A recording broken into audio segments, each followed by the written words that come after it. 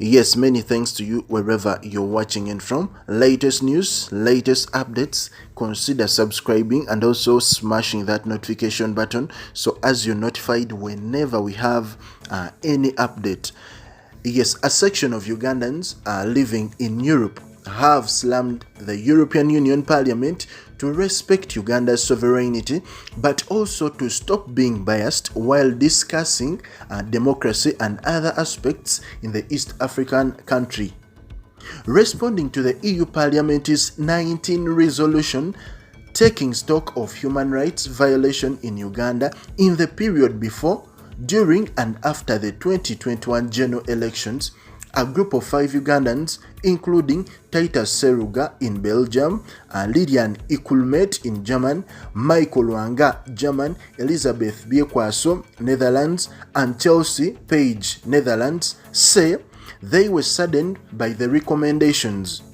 We were saddened that these deliberations were based on falsehood and social media fake news that were never verified by other members of the EU Parliament. We appreciate EU partnership with Uganda in all areas of development, but as Ugandans, we carefully drew a distinction between development partners and colonial masters. The group who said they were writing on behalf of other Ugandans in the diaspora said, in their letter to the EU political officer in charge of the Horn of Africa and East African Division, the group noted, whereas development partners are free to set fair and acceptable conditions for partnership, they can only do it diplomatically while respecting the sovereignty of any country, including Uganda. Colonial masters should not sit and dictate how things should be done, regardless of the circumstances, and also impose their decisions on sovereign countries. There is a distinct similarity between what happened on the 11th Feb 2021 and the events of the 15th November 1884 in Berlin Conference, where European powers sat to share and decide on the future of Africa. Decisions made that day are still the reasons many Africans are suffering up to today. So indeed, Uganda is still fixing the mistake Britain left. The EU can't run away from responsibility since they initially conspired as a bloc. Look at Uganda, a country with over 54 tribes speaking different languages, a country that UK brought together despite different cultures to form the country. All this was done in Berlin without consulting the natives. Their leaders or understanding this community, indeed impunity repeats itself. Yes, the European Union Parliament in its recommendation said many Ugandans were either arrested or killed in the November 18 and 19 riots after the arrest of the National Unity Platform leader Robert Kyagulanyi alias Bobi Wine.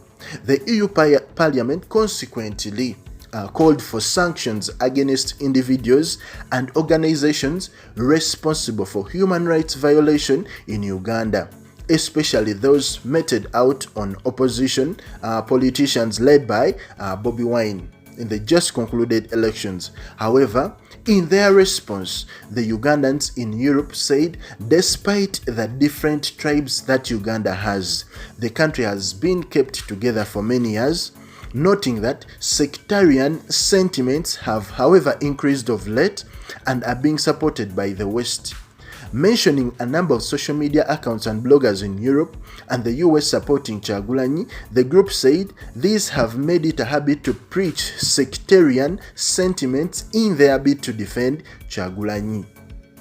The country has been held together until the emergence of Mr. Kyagulanyi, whose sectarian sentiments have increased, threatened the existence of Uganda, with bloggers attached to Kyagulanyi like Fred Kajubi Lumbuye, who is in Turkey, Kakensa Media, who is in Finland, Raymond Sofa, who is in Sweden, Koja Omugezi, who is in Ireland, Seginya Muhammad MP-elect Kawempe, Echoto, who is in UK, Nsubuga Fahad, who is in Canada, Kabuye Boston, who is in US, and so many others, the group said. All these accounts have things in common. They preach hatred based on tribe. They are managed by people from one particular tribe and region, i.e. the Baganda from the central, and they all support Kyagulanyi. In a region that has seen genocide in Rwanda, it would be absurd to ask government to let this reign to be nurtured under the guise of human rights on social media. If you support the ruling party and you belong to the Baganda tribe like Seruga Titus, you are harassed and threatened with violence. Even church leaders are not spared. The group said the EU Parliament resolution fell short of some of the mentioned facts, but rather relied on hearsay information provided by one interest group, and they didn't do due diligence to find out from Uganda embassies across Europe. We had the Romanian MP lie on the floor of parliament how he was given information by Ugandans in Romania. We challenged him to show evidence that there is a Ugandan community in Romania. We were surprised to hear the EU Parliament discuss and adopt a resolution on specifics of a matter like presidential election, while the same matter is still being challenged in the Supreme Court of Uganda. We see this as an act of abuse of international law. Commenting about the November 18 and 19 protest that saw a number of people arrested and others killed, the group insisted that rioters were involved in acts of insurrection and had to be reined in on by security agencies.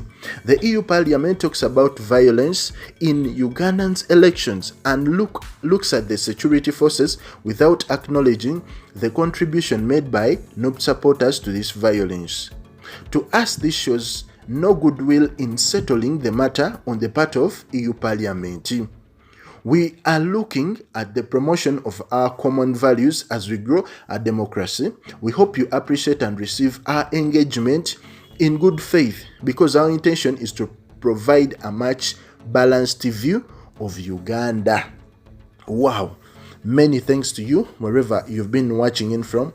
A lot is coming in from different groups of the EU Parliament. A lot has been said, a lot has been spoken. So what really matters now is that this group really wants a balanced kind of information, wants the EU Parliament to receive a balanced kind of information, both on the side of opposition and the side of the ruling party, especially concerning Uganda.